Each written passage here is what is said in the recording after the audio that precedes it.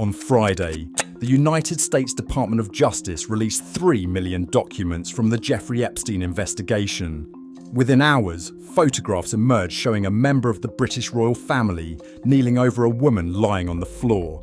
Her face was redacted. His was not. By Saturday, the Prime Minister of the United Kingdom was standing in front of cameras saying that Andrew Mountbatten Windsor, the man who used to be called Prince Andrew, should testify before the United States Congress. 3 months ago, his own brother, King Charles, stripped him of every title he had held since birth. The right to be called a prince, the right to live in his royal home, the right to be part of the family. And it still was not enough, because every time the world thinks the Andrew story is over, more documents emerge, more emails, more photographs, more questions about what he knew, what he did, and why no one stopped him. This is what the Epstein files actually say about Prince Andrew, and why, 25 years after the friendship began, he is still refusing to testify. To understand how a prince fell this far, you have to understand how protected he was. Andrew was born in 1960, the second son of Queen Elizabeth II. He was, by most accounts, her favourite child. While Charles was distant and formal, Andrew was charming and close to his mother. In 1982, he returned from the Falklands War, a national hero. He had flown helicopters into combat. He was 22 years old, handsome and eligible. The tabloids called him Randy Andy. The public adored him.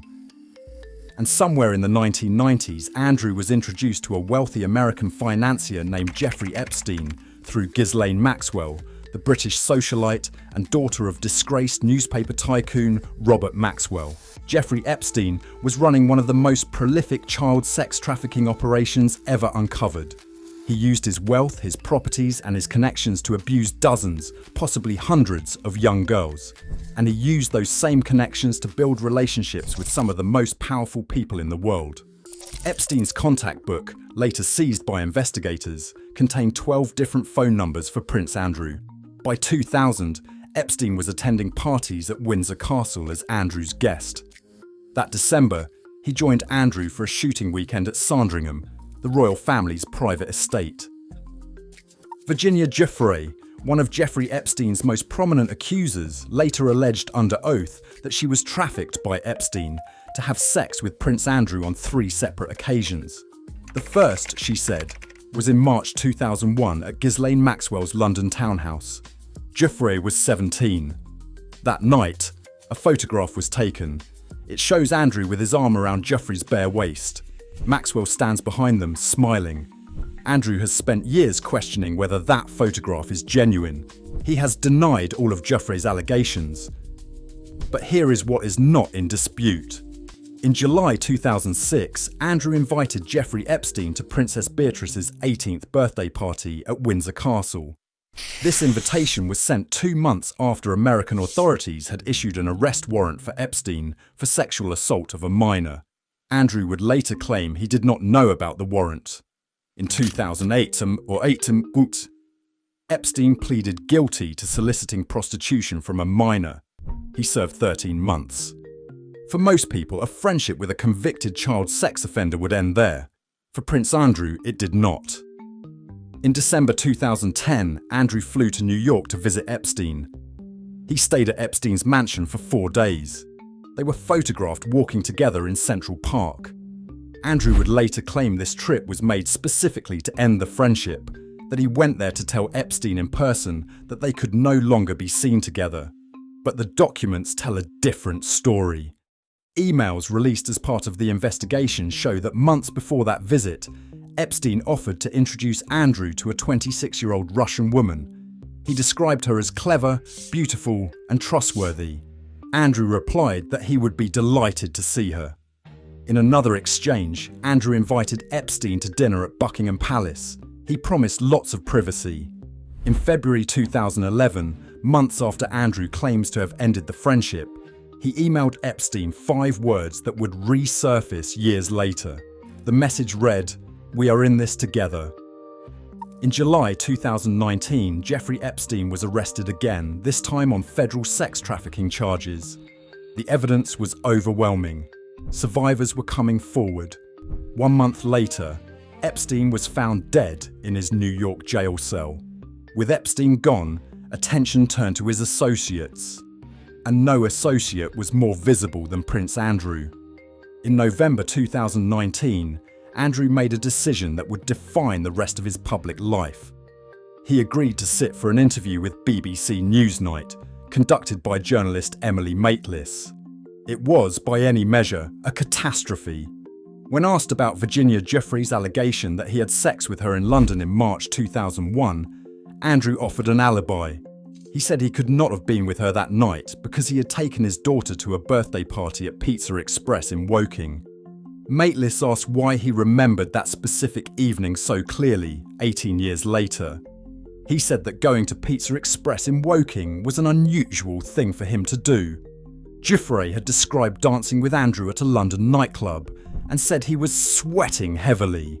Andrew's response was that this was impossible.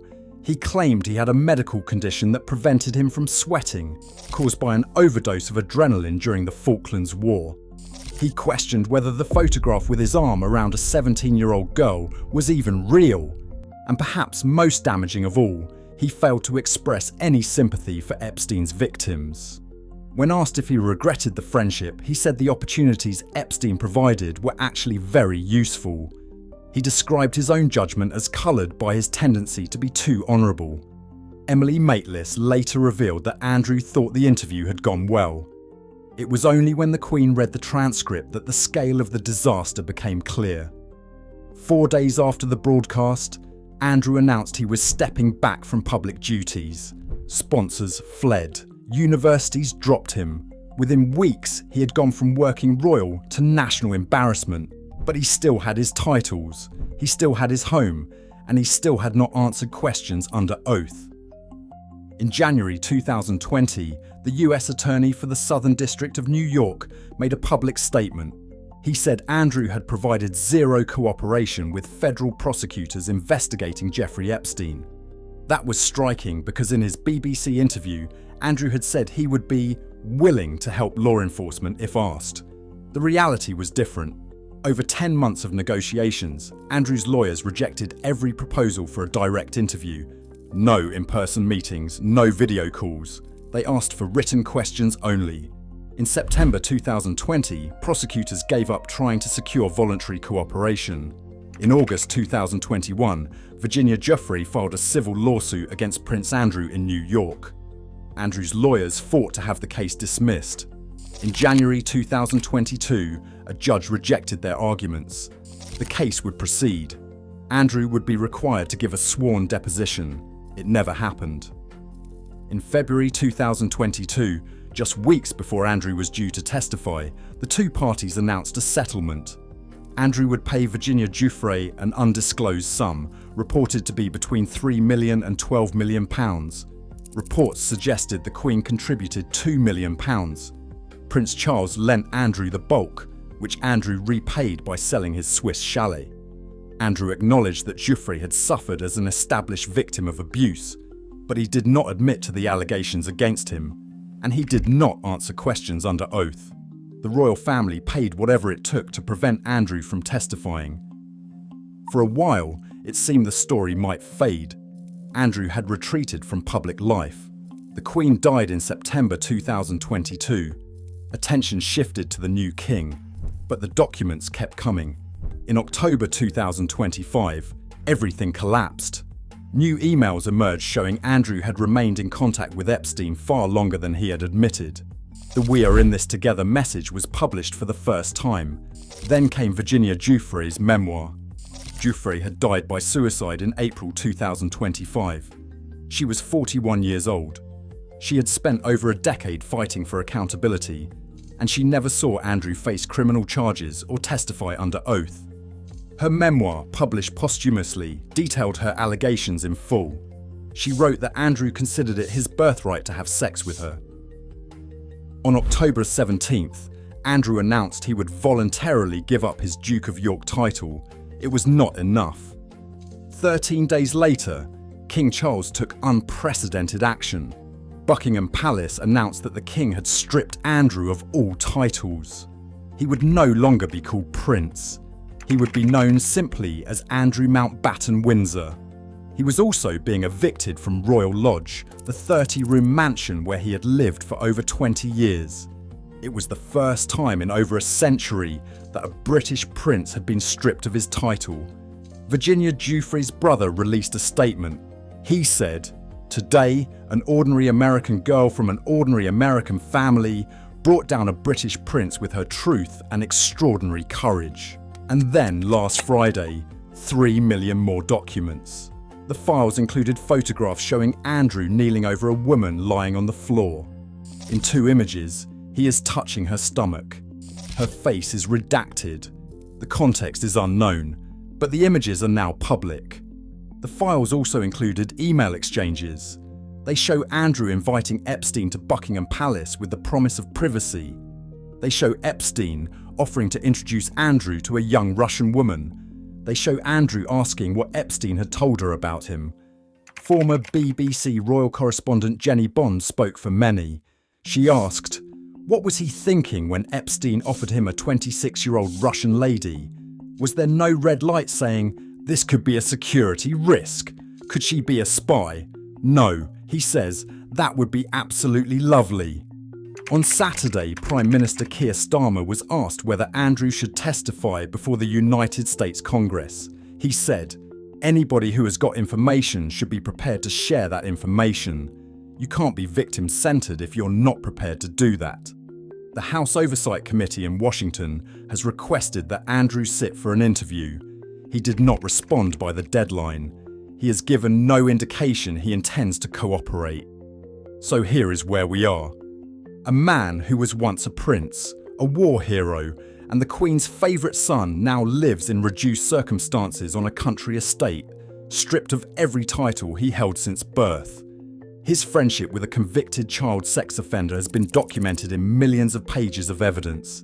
Emails, photographs, flight logs, witness testimony.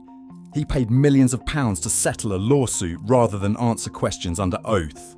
According to US prosecutors, he has provided zero cooperation, and he continues to deny all allegations against him. For 25 years, Andrew was protected by the institution he was born into. The palace managed the press. The family closed ranks. The Queen shielded her favourite child from the consequences of his choices. That protection is gone. Virginia Giuffre spent years fighting for accountability.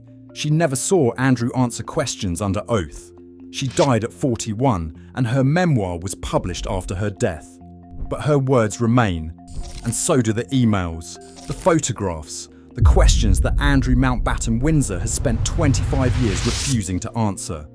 3 million documents are public now. More are coming. The story is not over. It is just becoming impossible to ignore.